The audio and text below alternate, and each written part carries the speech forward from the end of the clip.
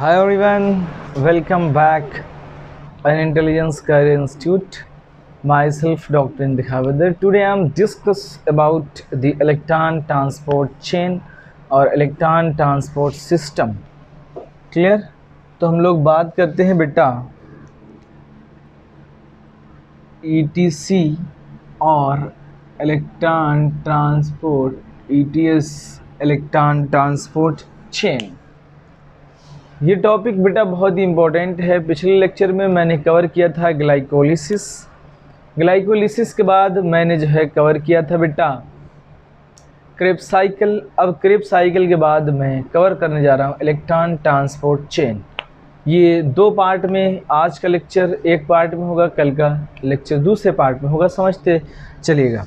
Electron transport chain की अगर हम लोग बात करें तो जितनी भी चीज़ें होती हैं, जैसे हम लोगों ने पढ़ा था कि कार्बोहाइड्रेट की बात हम लोगों ने किया था बेटा, कार्बोहाइड्रेट की हम लोग बात करें और हम लोग बात करें प्रोटीन की, और अगर हम लोग बात करें फैट की, ठीक।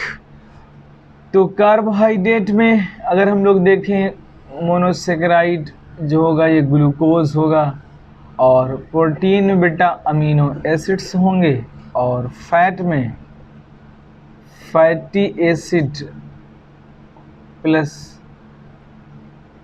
ग्लिसरॉल। क्लियर है? जब ये सारी की सारी चीज़ें कंबाइंड होती हैं,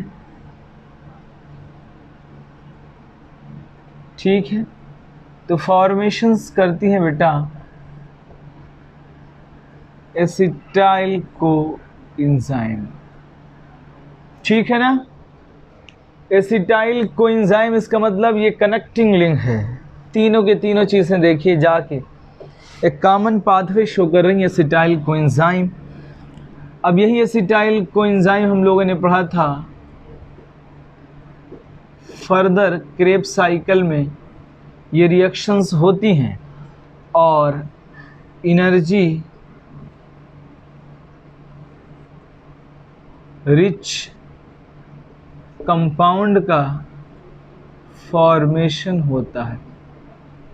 समझते चलिएगा। यानी ये सारे के सारे carbohydrate, protein, fat, fatty acid, glycerol, amino acid, glucose में ब्रेकडाउन होने के बाद ये लोग एसिटाइल कोएंजाइम में कन्वर्ट होते हैं। एसिटाइल कोएंजाइम में कन्वर्ट होने के बाद एनर्जी रिच कंपाउंड का फॉर्मेशन होता है, जैसा कि हम लोगों ने पढ़ा था NaDH2, Na DH plus H plus और FADH2 का फॉर्मेशन होता है। ये हम लोग समझते हैं अभी कि कैसे होता है। ठीक है, ये सारी चीज़ें हम लोग पढ़ के आए हुए हैं कि ग्लाइकोलिसिस में एक NADH का फॉर्मेशन होता था। ठीक है ना? रिएक्शंस दो स्टेप में चलती थी, इसका मतलब दो। ठीक है, अगर हम लोग बात करें जो है NADH2 का क्रेब्स साइकिल में तो तीन, एक कनेक्टिंग लिंक वाले में यानी एक मॉलिक्यूल से तीन तो दो से छः, जबकि अगर एसिटाइल पायरुविक एसिड से एसिटाइल कोएंजाइम का जब फॉर्मेशन होता है तो एक NADH बनता था। तो यानी दो मॉलिक्यूल होंगे तो दो बनेगा। तो अगर टोटल की हम लोग बात करें तो टोटल NADH का जो फॉर्मेशन होता है बेटा दो ग्लाइकोलिसिस में, ठीक है ना, और एक जो है बीच का जो कनेक्टिंग लिंक स्टेप है दो वहाँ, और छः जो है क्रेब्स साइकिल में फॉर्मेशन होता है। FADH2 जो होता है बेटा वो कितना बनता है, एक से एक, दो से दो का फॉर्मेशन होगा, यानी दो ये बनते हैं। क्लियर है? तो हम लोग अभी समझते हैं वन बाय वन चीज़ों को। तो यहाँ पे जब ये फॉर्मेशन हो जाता है NADH प्लस H प्लस का, FADH2 का, अगर हम लोग देखें ये कैसे फॉर्मेशन होता है, ठीक है ना, मान लीजिए ये जो है बेटा सबस्ट्रेट है और यहाँ पे प्रोडक्ट का फॉर्मेशन हो रहा है। तो चीज़ें कैसे होती हैं, जैसे देखिए यहाँ पे अगर हम लोग ग्लूकोज की बात कर लें C6, ठीक है, ये ग्लूकोज है, ग्लूकोज ब्रेकडाउन हो गया, यूटिलाइज़ किया ऑक्सीजन को CO2 और वाटर में, ठीक है ना। यहीं पे फॉर्मेशंस यानी इसके ब्रेकडाउन के लिए हम लोगों को एनर्जी रिच कंपाउंड का फॉर्मेशन करना पड़ रहा है। तो जो हमारी बॉडी के अंदर पाए जाते हैं बेटा, समझिए बहुत अच्छे से, हमारी बॉडी के अंदर NAD प्लस बहुत ज़्यादा पाए जाते हैं। ठीक, ये NAD+ जो हमारी बॉडी के अंदर प्रेजेंट हैं। अब यहीं पे हाइड्रोजन के मॉलिक्यूल्स भी हैं, कुछ हाइड्रोजन के मॉलिक्यूल्स वाटर बना दे रहे हैं, कुछ हाइड्रोजन के मॉलिक्यूल्स यहाँ पे कंबाइंड हो रहे हैं, ठीक है, एनर्जी रिच कंपाउंड से फॉर्मेशन करते हैं। होता क्या है कि अब जैसे आप देख लीजिए, थोड़ा सा समझ लीजिए कैसे कंबाइंड होगा। ये अगर मान लीजिए 2 हाइड्रोजन है, बहुत अच्छे समझिएगा, ये समझना बहुत ज़रूरी है। 2 हाइड्रोजन है बेटा, तो 2 हाइड्रोजन जब हैं ये H+, 2 हाइड्रोजन अगर हैं तो हम लोग क्या कह सकते हैं बच्चा, H+, ये हम लोग नॉर्मल लिखें H और H। एक हाइड्रोजन के पास अगर हम लोग देखें 1 इलेक्ट्रॉन और 1 प्रोटॉन है, इसके पास भी अगर हम लोग देखें 1 इलेक्ट्रॉन और 1 प्रोटॉन, ठीक है। अब यहाँ पे भी अगर हम लोग देखें बेटा तो कितने 2 इलेक्ट्रॉन दिख रहे हैं हम लोगों को और 2 प्रोटॉन दिख रहे हैं। ये बात बिल्कुल क्लियर है। 2 electron 2 proton, 1 electron 1 proton, 1 electron 1 proton, तो 2 इलेक्ट्रॉन 2 प्रोटॉन, क्लियर है। दूसरी चीज़, इसको हम लोग अगर ऐसे करें कि 2H = इसको हम लोग क्या ऐसे लिख सकते हैं, इसमें अगर हम लोग देखें बेटा, हमने कहा जो है H- प्लस H+। अब हमने क्या किया, यहाँ पे जो ये प्रोटॉन के मॉलिक्यूल्स थे, जो ये इलेक्ट्रॉन थे, हमने यहाँ पे क्या किया, एक ही न्यूक्लियस के अंदर दोनों इलेक्ट्रॉन को एक ही पे रख दिया। अब यहाँ पे क्या है बेटा, 1 प्रोटॉन है, सिर्फ प्रोटॉन, यहाँ बच्चा इलेक्ट्रॉन क्योंकि ट्रांसफ़र कर दिया इस पे, तो इसमें और इसमें कोई दिक्कत नहीं है, हम कैसे भी लिखें। तो यहाँ पे जो ये फॉर्मेशन हो रहा है H-, इसको हम लोग बोलेंगे बेटा हाइड्राइड आयन। कौन सा आयन बेटा, ये हाइड्राइड आयन का फॉर्मेशन हो रहा है, दिख रहा है क्या यहाँ, ठीक है। ये जो फॉर्मेशन हो रहा है बेटा वो हाइड्राइड आयन का फॉर्मेशन हो रहा है, क्लियर है। ये जो फॉर्मेशन हो रहा है ये हाइड्राइड आयन का फॉर्मेशन हो रहा है। अब यहाँ पे हम लोग क्या कर सकते हैं, अब देखिएगा, अब यही चीज़ें हम लोग यही रिएक्शंस उठाएंगे। तो यहाँ पे NAD+, H+ प्लस H-, जब ये कंबाइंड होंगे इसके साथ, यानी एक H- प्लस H+, जब ये कंबाइंड होते हैं तो बताइए नेगेटिव पॉजिटिव के साथ, तो हम लोग लिखेंगे NaDH प्लस इसके साथ एक फ्री प्रोटॉन होता है। लेकिन ये कंडीशंस जब अगर हम लोग FAD की बात करें तो FAD जो होता है ये एक्सेप्ट करता है 2 प्रोटॉन को डायरेक्ट, तो हम लोग FADH2 लिखते हैं। तो आज से ये समझ जाइए लिखने का तरीका, और ये केमिस्ट्री की बहुत सिंपल सी इक्वेशंस मैंने बताई हैं, इससे आपको पता होना चाहिए कि कैसे हम लोग जो है चीज़ों को लिखेंगे। अगर ये बात यहाँ तक क्लियर हो बताइए बेटा, अगर क्लियर हो तो मैं आगे जो है मूव करूँ, रिस्पांस चाहिए मुझे। अगर क्लियर हो तो मैं आगे चलूँ, बताइए भाई सब लोगों को क्लियर है। चलिए, उम्मीद है कि बात जो है क्लियर होगी। अब हम लोग जो है बात करते हैं आगे चल के इलेक्ट्रॉन ट्रांसपोर्ट चेन की, ठीक है।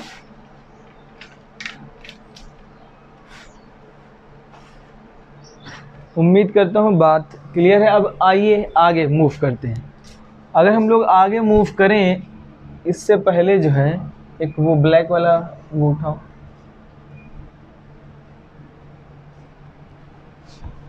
देखते रहिएगा। अगर हम लोग थोड़ी सी और चीज़ें समझ लेते हैं, जो हाइड्रोजन कंबाइंड हो रहे थे किससे बेटा, अभी हम लोगों ने देखा कि जो NaDH है ये फॉर्मेशन कर रहा है NaDH प्लस H+ का, और FAD से बेटा अभी हम लोगों ने देखा कि FADH2 का फॉर्मेशन हो रहा है। यानी हम लोग ये कहें ये क्या हो गया बेटा, लोडेड हो गए, लोडेड कोएंजाइम या एनर्जी रिच कंपाउंड ये लोडेड हो गए। अब यही जाएंगे बेटा इलेक्ट्रॉन ट्रांसपोर्ट चेन में अनलोड होने। ये लोडेड किससे हुए, हाइड्रोजन से हुए। अब यही जाएंगे अनलोडेड होने, क्या होने जाएंगे बेटा, अनलोडेड होने जाएंगे इलेक्ट्रॉन ट्रांसपोर्ट चेन के में। अब ये इलेक्ट्रॉन ट्रांसपोर्ट चेन में जब जाएंगे तो यहाँ पे इन लोगों का होगा अनलोडिंग अकर हो जाएगा, क्योंकि यहाँ पे ये दोबारा हाइड्रोजन को छोड़ देंगे और FAD में कन्वर्ट हो जाएंगे। क्लियर है? तो हम लोग ये क्या कहें, एडिशन ऑफ हाइड्रोजन हो रहा है, यानी हम लोग कहें रिड्यूस्ड कोएंजाइम। दूसरा नाम क्या हो सकता है इनका, रिड्यूस्ड कोएंजाइम, क्योंकि ऑक्सीडेशन तो नहीं होता, addition of hydrogen is called reduction. ठीक है ना, तो रिड्यूस्ड कोएंजाइम हो गए। चलिए अब आगे बात करते हैं हम लोग इलेक्ट्रॉन ट्रांसपोर्ट चेन का। अगर हम लोग इलेक्ट्रॉन ट्रांसपोर्ट, 2 लेक्चर बेटा इस पे लेना पड़ेगा, पार्ट 1 पार्ट 2 में करके। ठीक है, इलेक्ट्रॉन ट्रांसपोर्ट चेन। अगर इलेक्ट्रॉन ट्रांसपोर्ट चेन की हम लोग बात करें तो इलेक्ट्रॉन ट्रांसपोर्ट चेन में सबसे पहले हम लोग ये रिएक्शंस कहाँ होती हैं बेटा, inner mitochondrial membrane. Inner mitochondrial membrane में ये रिएक्शंस होती हैं, ये बात हम लोगों को पता हो। मैट्रिक्स ऑफ माइटोकॉन्ड्रिया में होती है क्रेब्स साइकिल, और साइटोसॉल में होती है यानी साइटोप्लाज्म में होती है ग्लाइकोलिसिस। क्लियर? अगर इलेक्ट्रॉन ट्रांसपोर्ट चेन की हम लोग बात करने से पहले थोड़ा सा माइटोकॉन्ड्रिया के बारे में समझ लेते हैं। अगर हम लोग देखें, ये आउटर मेम्ब्रेन है माइटोकॉन्ड्रिया की, जो परमिएबल होती है, फ्रीली परमिएबल होती है। और अगर हम लोग ये देखें तो ये इनर माइटोकॉन्ड्रियल मेम्ब्रेन है। कौन सी मेम्ब्रेन है बेटा, इनर माइटोकॉन्ड्रियल मेम्ब्रेन है। आउटर माइटोकॉन्ड्रियल मेम्ब्रेन और इनर माइटोकॉन्ड्रियल मेम्ब्रेन। ठीक है, और इसमें अगर हम लोग बात करें, ये जो है बेटा, ये है मैट्रिक्स ऑफ माइटोकॉन्ड्रिया। ये क्या है, मैट्रिक्स ऑफ माइटोकॉन्ड्रिया की कुछ खास बात होती है, हम बताएंगे भी। ये है मैट्रिक्स ऑफ माइटोकॉन्ड्रिया, और ये है इंटर मेम्ब्रेन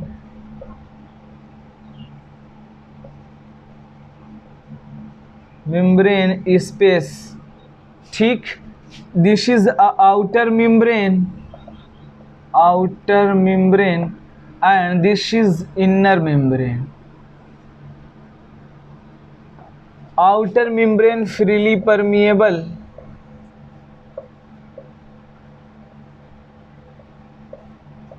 ठीक, इनर मेम्ब्रेन नॉट परमिएबल। समझते चलिएगा, थोड़ा सा आराम से समझा रहा हूँ। अब यहाँ पे अगर हम लोग देखें, ख़ास चीज़ हम लोगों को देखने को मिलेगी, इसमें ज़रा ये फिल करो। ठीक, देखते चलिएगा। जो रिएक्शंस होती हैं, अगर मैं यहाँ पे बात करूँ, हम लोगों ने पढ़ा था कि ग्लूकोज के मॉलिक्यूल का ब्रेकडाउन हुआ, पायरुविक एसिड बना, यही पायरुविक एसिड ट्रांसफ़र हुआ, यहाँ पे एसिटाइल कोएंजाइम बना। अब यही एसिटाइल कोएंजाइम जब बना तो ये रिएक्शंस यानी मैट्रिक्स में चलेगी, मैट्रिक्स ऑफ माइटोकॉन्ड्रिया में ये रिएक्शंस चल रही हैं।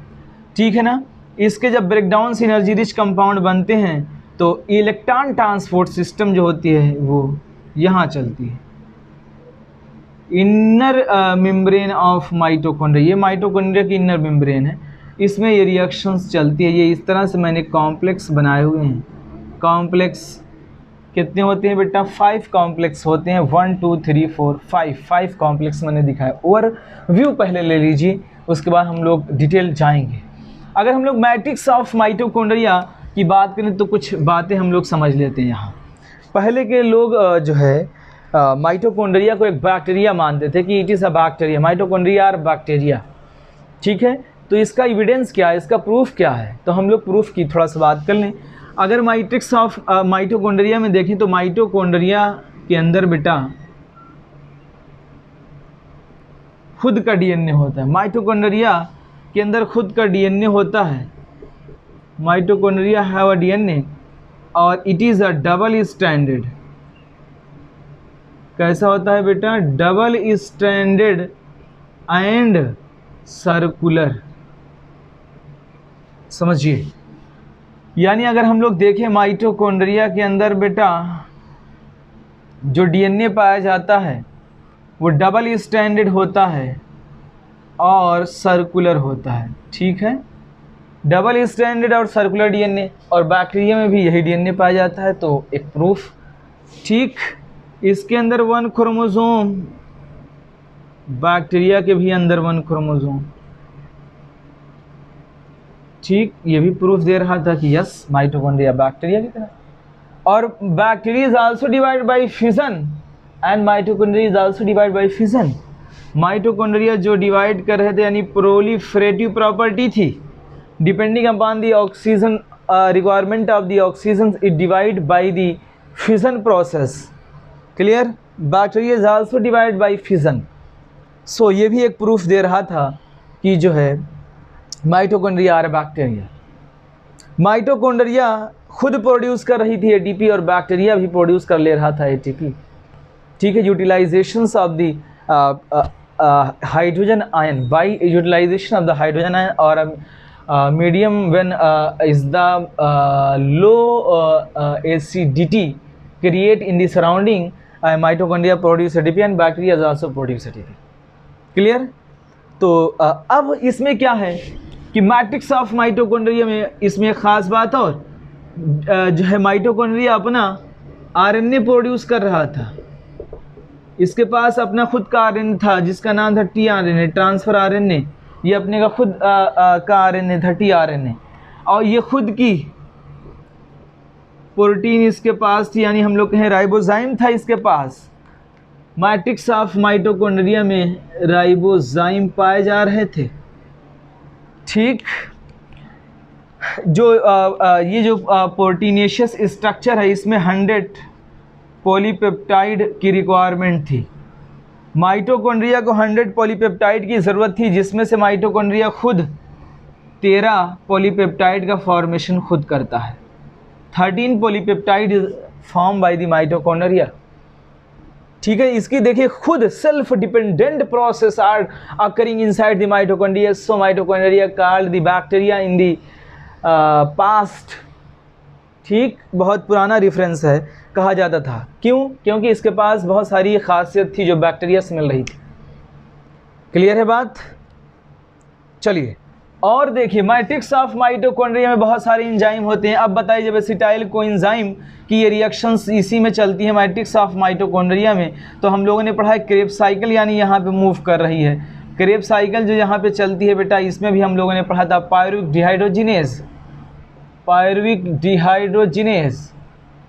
ठीक, ऑक्सीडेटिव डिकार्बोक्सिलेज, ये सारे के सारे एंजाइम मैट्रिक्स ऑफ माइटोकॉन्ड्रिया में पाए जाएंगे। क्या बात समझ आ रही है बेटा सब लोगों को? बताइए भाई, थोड़ा सा माइटोकॉन्ड्रिया के बारे में बता दें, फिर हम लोग रिएक्शंस के बारे में बात करते हैं।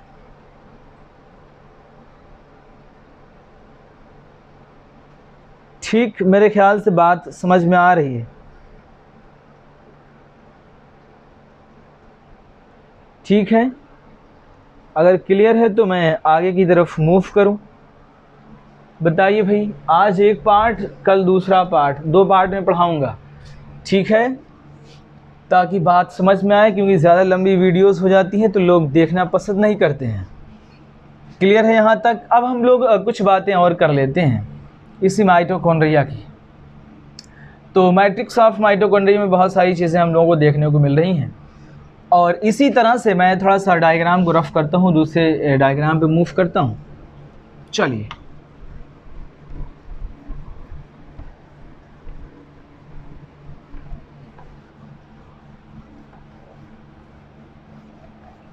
यानी जो भी इलेक्ट्रॉन ट्रांसपोर्ट चेन की रिएक्शंस हैं ये सारी के सारी बेटा चलती हैं कहाँ? समझिए, अभी तक आप लोगों ने देखा होगा फिगर में, ऐसा नहीं देखा होगा कि माइटोकॉन्ड्रिया में कहाँ रिएक्शंस होती है। ये आउटर लेयर है माइटोकॉन्ड्रिया की, आउटर मेम्ब्रेन ऑफ माइटोकॉन्ड्रिया, और इट इज़ इनर में फोल्डिंग होती है, पता होगा क्रिस्टा, बहुत सारे क्रिस्टा होते हैं। ठीक है, ये इनर माइटोकॉन्ड्रियल मेम्ब्रेन है। इसमें अगर हम लोग देखें बेटा, कॉम्प्लेक्स जो होते हैं, कॉम्प्लेक्स मैं ओवरव्यू दे रहा हूँ, अभी डिटेल नहीं जा रहा हूँ, बस समझ लीजिए। कॉम्प्लेक्स कितने होते हैं बेटा? 4 कॉम्प्लेक्सेस होते हैं। मैं सारे कॉम्प्लेक्सेस बना रहा हूँ। अभी मैंने थोड़ा सा भी माइटोकॉन्ड्रिया की इलेक्ट्रॉन ट्रांसपोर्ट चेन की बात नहीं की है, ठीक है। 1 complex number 1, complex number 2, complex number 3, complex number 4, complex number 5 को हम यहाँ कर दे रहे हैं, ठीक है। यहाँ से एक ख़ास चीज़ और पता चल रही है आप लोगों को।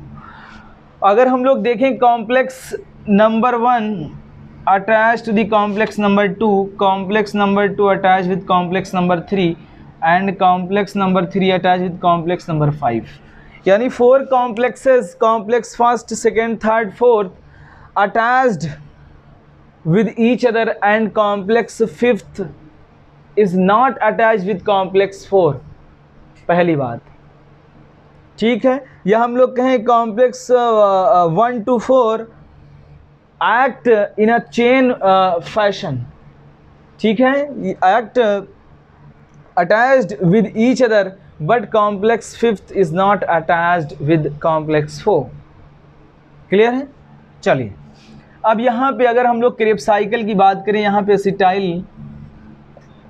एसिटाइल कोएंजाइम ए, यही एसिटाइल कोएंजाइम से रिएक्शंस घूमी क्रेब्स साइकिल, तो यहाँ पे NADH2 और FADH2 का फॉर्मेशन हुआ। अब अभी मैं डिटेल बिल्कुल नहीं जा रहा हूँ, बहुत सारे होते हैं कॉम्प्लेक्स को BC1CAA3, ठीक है ना, BC1CAA3, ये सब कॉम्प्लेक्सेस हैं, मैं इनकी बात अभी नहीं कर रहा हूँ। यहाँ से क्या हुआ बेटा, NADH2 यहाँ पे आया, ठीक, इसने प्रोटॉन को ट्रांसफ़र कर दिया इंटरमेम्ब्रेन स्पेस में, और जो इलेक्ट्रॉन थे ये मूव करना शुरू हो गए और इनके बीच कोएंजाइम Q पाया जाता है, ठीक। इसने इलेक्ट्रॉन को एक्सेप्ट किया यहाँ से और FADH2 कॉम्प्लेक्स 2 पे आता है, याद रखिएगा कॉम्प्लेक्स 2 पे कौन है, FADH2, कॉम्प्लेक्स फर्स्ट पे NADH2, इसने भी H+ पास कर दिया इंटरमेम्ब्रेन स्पेस में, इस तरीके से आ गए प्रोटॉन, ये हैं प्रोटॉन, ठीक है। और अगला इलेक्ट्रॉन दोबारा से इसने ट्रांसफ़र किया Q को, यानी कोएंजाइम Q, ये सब प्रोटीन के मॉलिक्यूल हैं, complexes are the protein but coenzyme Q are not a protein, इसने ट्रांसफ़र किया कॉम्प्लेक्स थर्ड को, कॉम्प्लेक्स थर्ड ने ट्रांसफ़र किया बेटा कॉम्प्लेक्स फोर्थ को। इसी कॉम्प्लेक्स फोर्थ पे एक इम्पॉर्टेंट चीज़ होती है, यहीं पे होता है ऑक्सीजन। क्या होता है बेटा, ऑक्सीजन के मॉलिक्यूल। यही जब इलेक्ट्रॉन यहाँ से मूव कर रहे होते हैं, जब यही ऑक्सीजन इलेक्ट्रॉन को एक्सेप्ट करता है तो ये कन्वर्ट हो जाता है O निगेटिव में। किस में कन्वर्ट हो जाता है बेटा, O निगेटिव में। अब यहाँ पे जो H+ जो प्रोड्यूस हो रहे थे वो कंबाइंड कर लेते हैं, इससे फॉर्मेशन हो जाता है H2O का। क्लियर है, ठीक। यानी अगर हम लोग बात करें C6H12O6 प्लस ऑक्सीजन यूटिलाइज्ड हुआ 6CO2, ये H2O जो निकल रहा है और CO2 पास आउट हो गई, वाटर का फॉर्मेशन हुआ। यही वाटर जाके दोबारा हेल्प करता है मेटाबॉलिज्म में।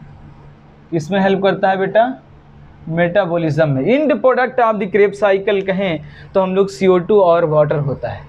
यही वाटर जो CO2 तो हम लोग पफ्ड आउट कर देते हैं, यही वाटर जाके हेल्प करता है मेटाबॉलिज्म में। और कॉम्प्लेक्स, अब यहाँ पे क्या है कि इंटरमेम्ब्रेन स्पेस में बहुत सारे प्रोटॉन एक्युमुलेट होते हैं, ये आसानी से ट्रांसफ़र नहीं होंगे बेटा, एक चैनल होता है ट्रांसफ़र करने के लिए, इसकी हम डिटेल सेकेंड पार्ट में बात करेंगे। यहाँ पे एक ओवरव्यू आप समझिए बिल्कुल। अब जब यहाँ पे H+ बहुत ज़्यादा यहाँ पे यानी केमिकल कंसंट्रेशन डेवलप हुई, पहली चीज़ केमिकल कंसंट्रेशन डेवलप हुई, यह हम लोग के यहाँ पे पॉजिटिव इलेक्ट्रोड है और अंदर उसके कंपैरिजन में निगेटिव इलेक्ट्रोड का डेवलपमेंट हुआ। तो पॉजिटिव से हर चीज़ कहाँ जाना समझेगी, अच्छा पॉजिटिव से निगेटिव की तरफ, या हम लोग कहें इलेक्ट्रिक पोटेंशियल डेवलप हुआ, ठीक, क्योंकि electrode positive to negative, electric potential, chemical concentrations, या हम लोग यहाँ पे क्या कहें, लो पीएच या high pH, high H plus concentration, H plus की कंसंट्रेशन ज़्यादा है यानी एसिडिक ज़्यादा, एसिडिक ज़्यादा यानी लो पीएच। अब ये लो पीएच से कहाँ मूव करेगा बेटा, हाई पीएच। तो यही कॉम्प्लेक्स फिफ्थ जो होते हैं, कॉम्प्लेक्स फिफ्थ पे जब ये मूव करता है प्रोटॉन, इसके अंदर स्पेशल प्रोटीन होती है इस तरीके से जिसके अंदर होल होता है, जिससे H प्लस ट्रांसफ़र होता है। जब ये H प्लस ट्रांसफ़र होता है, इसमें हम लोग का F0 और F1 के पार्टिकल होते हैं, तो ATP का फॉर्मेशन होता है। यही ATP दोबारा इस चैनल से मूव कर जाती है साइटोप्लाज्म की तरफ, ठीक है, डिफरेंट सेल माइटोकॉन्ड्रिया के अंदर, यानी ATP प्रोड्यूस हुई, अब यही ट्रांसफ़र होती है जिसको ज़रूरत होती है, और इसी चैनल से ट्रांसफ़र होता है ADP, यानी फास्फोराइलेशन होता है इसका, देन ATP का फॉर्मेशन होता है। यानी ये रिएक्शंस हम लोगों को डिटेल पढ़नी है, अभी मैं बताऊंगा आप लोगों को।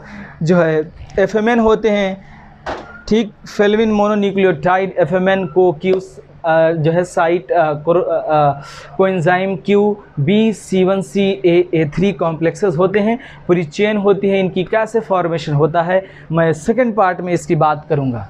बताइए भाई ये चीज़ें समझ में आ रहा है क्या? ये रिएक्शंस जो इनर माइटोकॉन्ड्रियल मेम्ब्रेन में कह रहे हैं, ये इसी से चिपकी हुई है, but faces inside, not outside, not in the inter membrane space. It is the intermembrane space of the mitochondria. It is the matrix of the mitochondria. All the complexes faces inside the matrix of the mitochondria, but attached to the inner membrane of the mitochondria. You see clearly in this diagram. It is a conceptual approach to understand easily in a easy way how the reactions of the electron transport chain systems occur inside the mitochondria or inner membrane of the mitochondria, and how Krebs cycles occur in the matrix of the mitochondria. Clear है बेटा? बताइए भाई,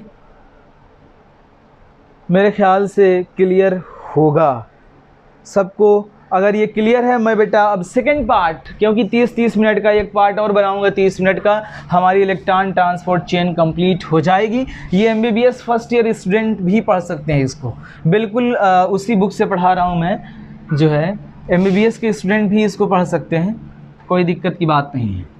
चलिए इसको मैं एक चीज़ और बता दूं, जब यहाँ पे बेटा H प्लस जो है ये इलेक्ट्रॉन जो ट्रांसफ़र होते हैं, यहाँ पे जो इलेक्ट्रॉन होते हैं ये हाईली एनर्जेटिक होते हैं, हाईली एनर्जेटिक होते हैं। जैसे जैसे ये इस तरफ मूव करते हैं वैसे वैसे इनकी एनर्जी जो है कम होती जाती है, एनर्जी लो होती जाती है बेटा, इनकी एनर्जी कम होती जाती है, क्योंकि कॉम्प्लेक्स 1 कुछ एनर्जी यूटिलाइज़ कर लेता है, कुछ कॉम्प्लेक्स 2 यूटिलाइज़ कर लेता है, कुछ कॉम्प्लेक्स 3 यूटिलाइज़ कर लेते हैं, ठीक है ना। तो highly energetic electrons are present in the complex first, but as he move in the electron transport chain then energy become low. Clear है?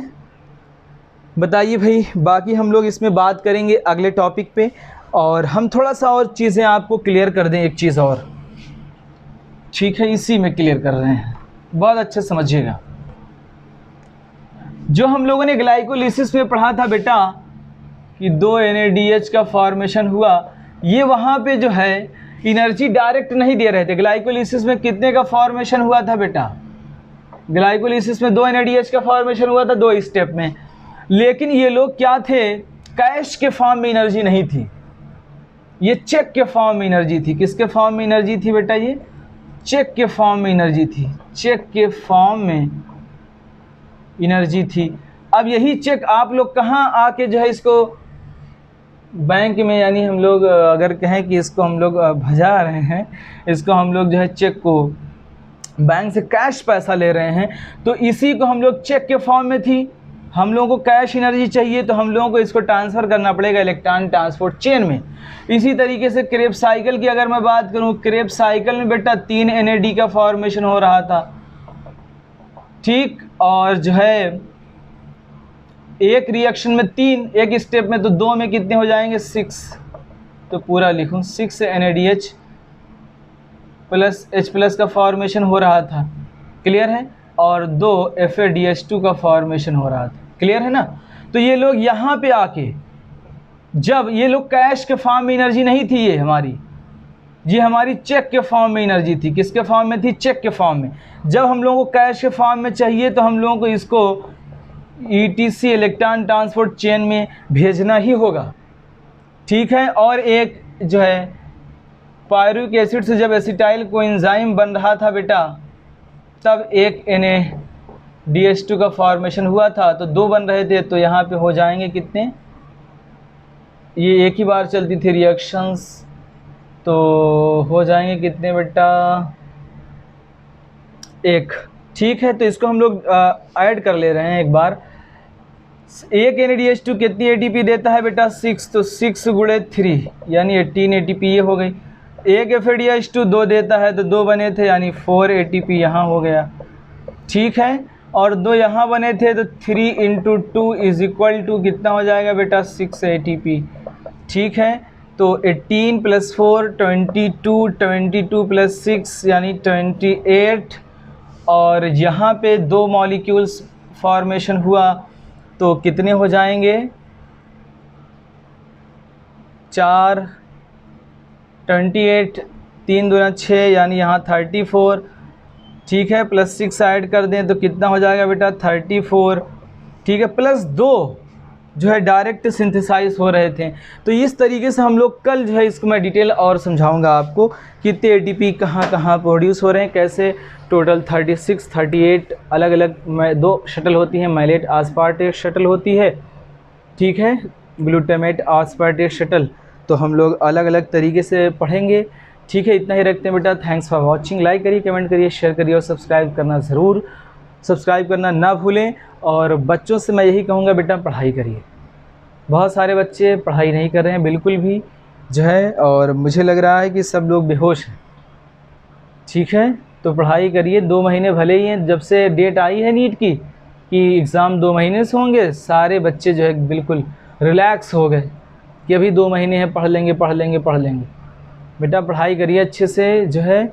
और बहुत दुख होता है कि रमज़ान में हम लोग लेक्चर रिकॉर्ड कर रहे हैं बेटा, आप लोगों को प्रोवाइड कर रहे हैं। अब बचाइए 4 बज रहे हैं, 4 बजे लेक्चर रिकॉर्ड कर रहे हैं, 4:30 बजे लेक्चर रिकॉर्ड कर रहे हैं, आप लोगों को लेक्चर 5 बजे तक हम लोग पहुंचा दे रहे हैं, फिर भी आप लोग नहीं पढ़ते हैं, तो ये बहुत दुख की बात है मेरे ख्याल से। Thanks for watching. ओके, जैसी मर्ज़ी बेटा आप लोगों की, ठीक है। कल सेकंड पार्ट रिलीज़ होगा बेटा, आज एक पार्ट ही।